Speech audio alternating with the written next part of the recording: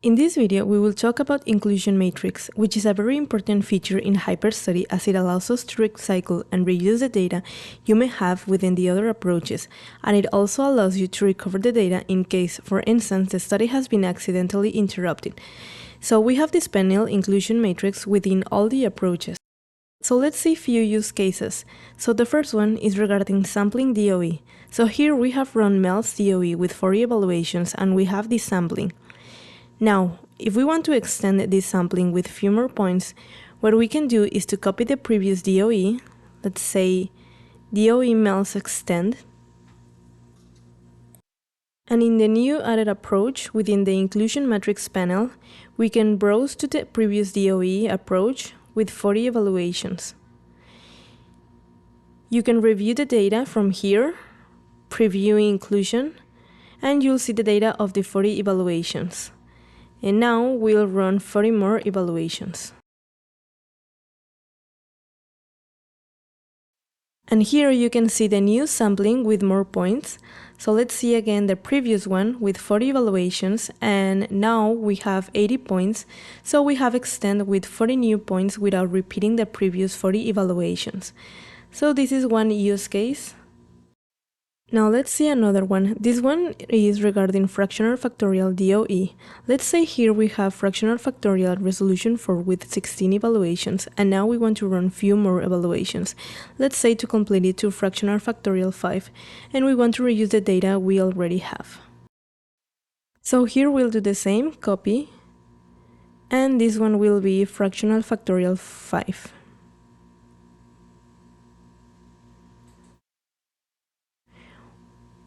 We change it to resolution 5.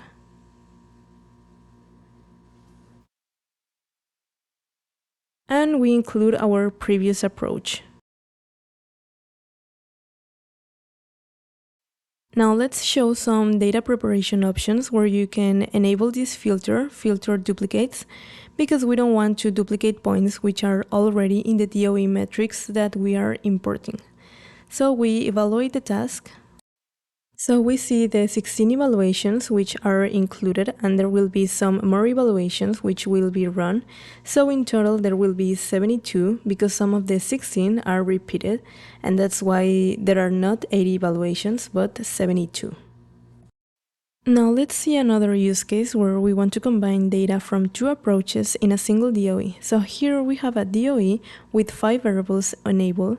Now if we want to combine in a single DOE this data with another DOE that has, for instance, 7 variables enabled, we also go to inclusion metrics and we include the DOE, and when we review the inclusion, we will see this because there was no data for some of the parameters in the previous DOE. There was 5 parameters enabled, and in this one there are 7 variables enabled. But we have this setting here, use nominal values for missing inputs, and if you enable this option, it will automatically assign a nominal value. So you see for these parameters there was no data in the included matrix, so the value is assigned to the nominal value. So the conclusion here is that you can combine a group data even though you change the state of some variables or if you change the bounds. Like for instance, here we have a stochastic approach and we have evaluated this approach within these bounds. Now if we want to extend the bounds and reduce the data we have from the previous stochastic approach, we can do this, copy, and let's say in the new stochastic approach I will extend the bounds. I will apply plus minus 2% for 2 variables. So the bounds will not be the same, but I can still import the data from the previous stochastic approach. And when we take a look at the sampling, we see that the bound values are not the same, but we can still import the data we have and extend the bounds and run more points.